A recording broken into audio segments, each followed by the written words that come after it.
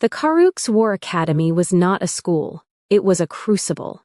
Cadets from 37 starfaring species trained there, each hoping to earn the coveted title of Vanguard, Defender of the Accord, Protector of the Frontier. The Academy's standards were notoriously brutal, but one trial towered above all others: the right of dominion. Every cadet faced the war beast of Harus, a creature engineered during the Old Wars, built to measure not strength but spirit. It did not kill, but it could. It had, and the scars of those failures lined the metal walls of its containment arena. Passing the right was simple in theory: make the war beast acknowledge you, not defeat it, not escape it, not survive it. Earn its recognition. Most species tried intimidation. Others relied on displays of power.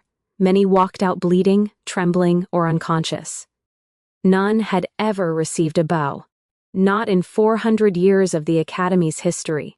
Not until the human arrived, arrival of the outlier. Cadet Maya Wren stood at the transport doors as they opened onto the grand hall. She was small compared to most species in the Academy, barely 1.6 meters tall, compact, wiry. Her dark hair was tied back. Her expression was calm, almost neutral, as if she had stepped into a lecture hall instead of the most dangerous military facility in 4 sectors. Around her, towering recruits, scaled, furred, chitin-plated, muttered among themselves. A soft-world mammal. She can't be serious. They sent a human? For this cycle? Poor thing won't last a week.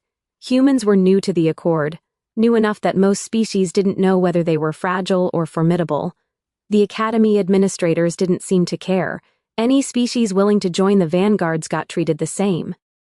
Which meant Maya had exactly 1 week before facing the right of dominion. Most had 4 years. She had 7 days, first impressions. During orientation, Instructor Threx, a stern 4-armed Surok, reviewed cadet profiles. When he reached Maya, his upper left brow flicked. "Human," he rumbled. "Your species has no recorded psionics, no regenerative traits, no combat modifications, and your world gravity is comparatively low. Your physical files indicate you should not be here."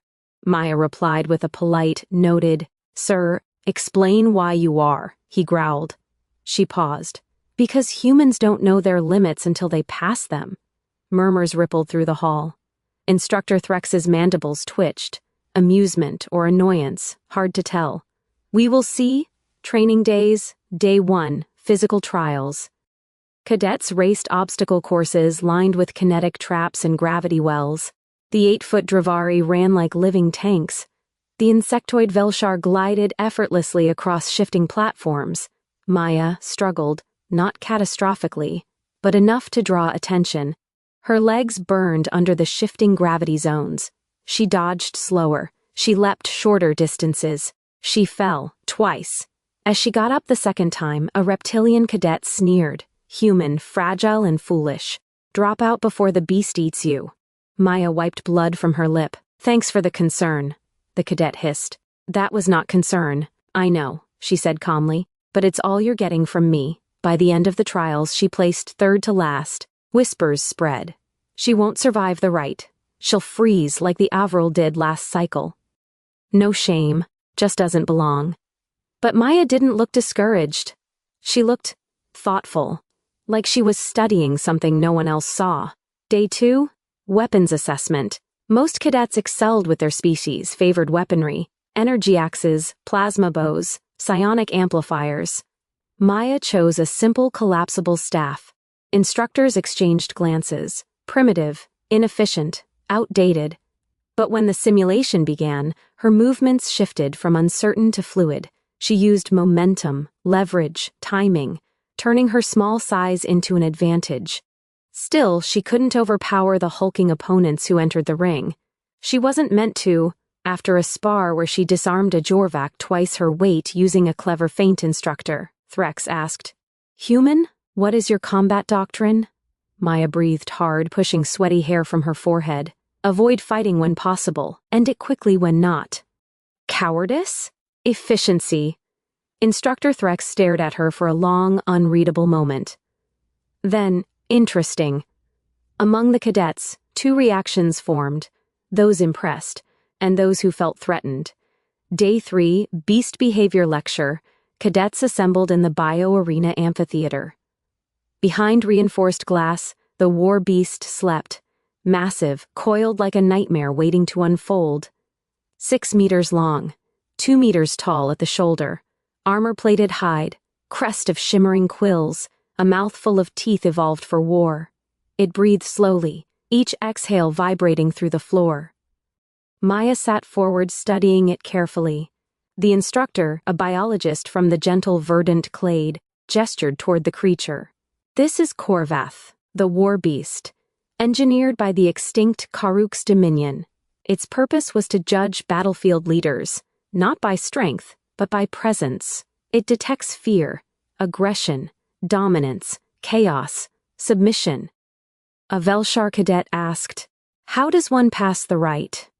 The instructor sighed. Each cadet finds their own path. Some survive long enough. Some stand tall enough. Some project calm. Some simply endure. What does it respond to best? Maya asked. The instructor looked surprised she spoke at all. Honesty. It reacts unpredictably to deceit or bravado. A leader who lies to themselves is rejected, violently. Maya absorbed this silently. Her eyes lingered on the beast long after others looked away. Day 4, strategy drills. Cadets ran squad simulations against holographic enemies.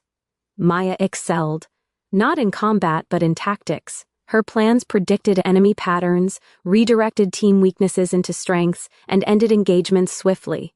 Some cadets respected her. Others whispered, "She is clever, but the beast cares nothing for clever. She cannot hide behind strategy there. She will die." Maya heard every whisper. She let every one of them pass. Day 5, psychological pressure chamber. The cadets entered rooms that simulated scenarios designed to induce panic, collapsing tunnels, swarming enemies, disorienting light. Cadets emerged trembling, panting, sweating. Maya walked out pale but composed.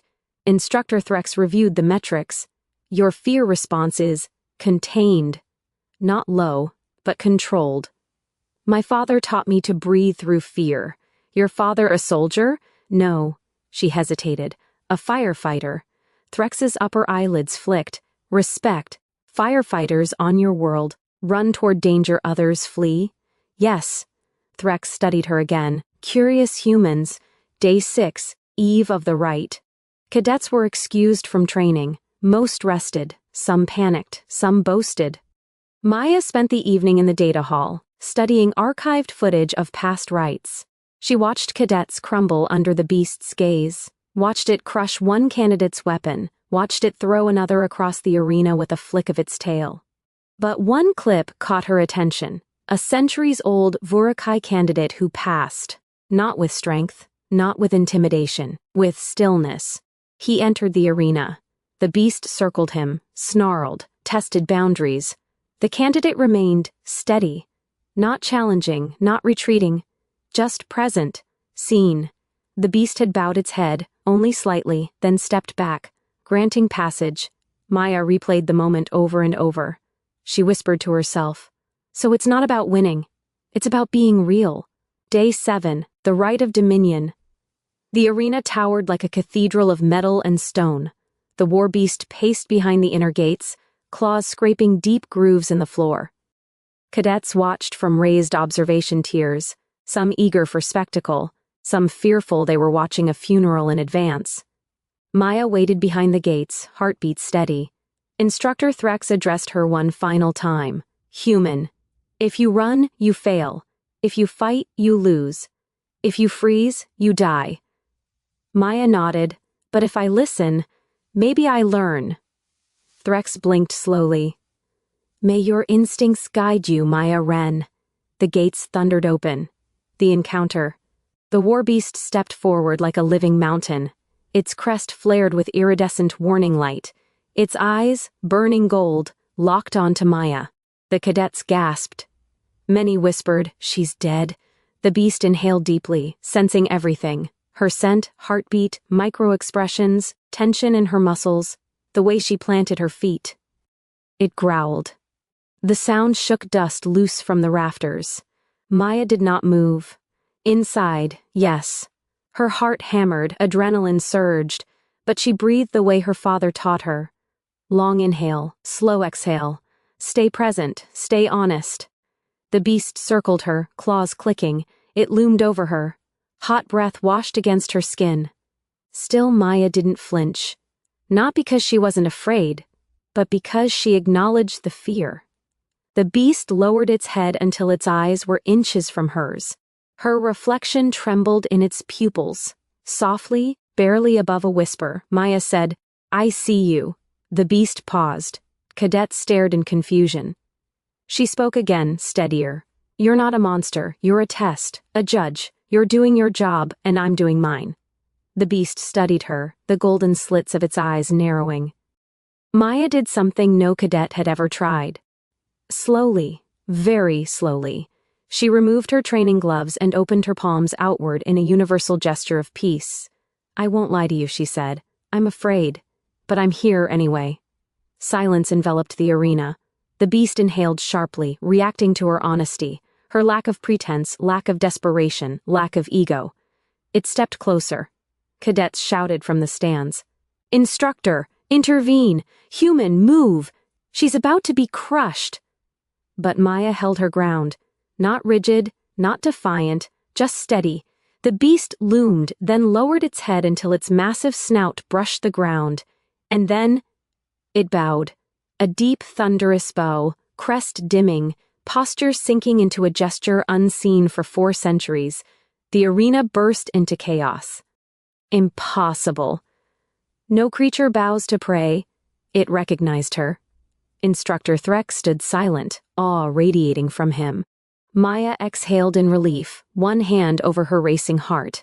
She gave the beast a small nod. "Thank you," she whispered.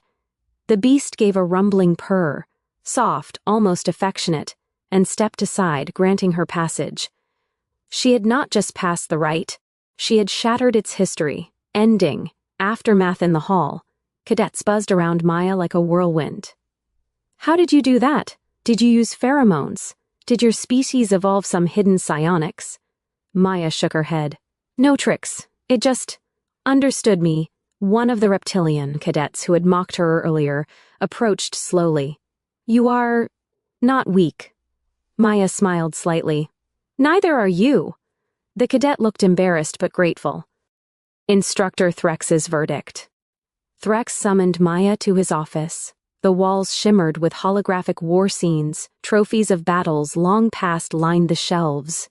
He spoke without looking up from his datapad. In 4 centuries, the war beast bowed to only one other being, a Haruk's war priest genetically attuned to its creation. He looked at her finally. "You, Maya Wren, have done the impossible. The beast does not respect power, it respects truth." Maya nodded quietly. "I wasn't trying to impress it, just wanted to meet it honestly." "And that," Threx said, "is what the Accord needs most. Not warriors, leaders." He handed her a holographic badge shaped like the beast's crest. "Effective immediately, you are promoted to Vanguard Candidate, 2 years ahead of schedule." Maya blinked. "Sir, I don't know what to say." "Say nothing," Threx said. "Just lead." The beast's gesture. Before she left the academy floor that evening, Maya walked by the arena once more. The beast, Korvath, was awake, watching her through the reinforced barrier. She placed her palm on the glass. The beast pressed its forehead against the same spot, a sign of recognition in its ancient behavioral coding. "Take care," she whispered. The beast blinked slowly, its giant form relaxing. Perhaps it knew it would never meet another cadet like her. Perhaps it sensed humanity's strange, inexplicable gift, the ability to reach impossible hearts with quiet strength. Epilogue. Word spreads. Across the academy, across the Accord, across the frontier outposts, rumors ignited. A human made the war beast bow. A human passed the rite with no weapons, no enhancements, no tricks. A human stood before a creature of war with nothing but honesty, and won. Some species felt admiration, some felt fear, But one thing became clear. Humans held a power no one yet understood. The kind of power that changed the course of empires. The kind of power that made even a war beast bow. And Maya Wren, the first of her kind at the Karuk's War Academy, walked forward into a future where humans would no longer be underestimated, but revered.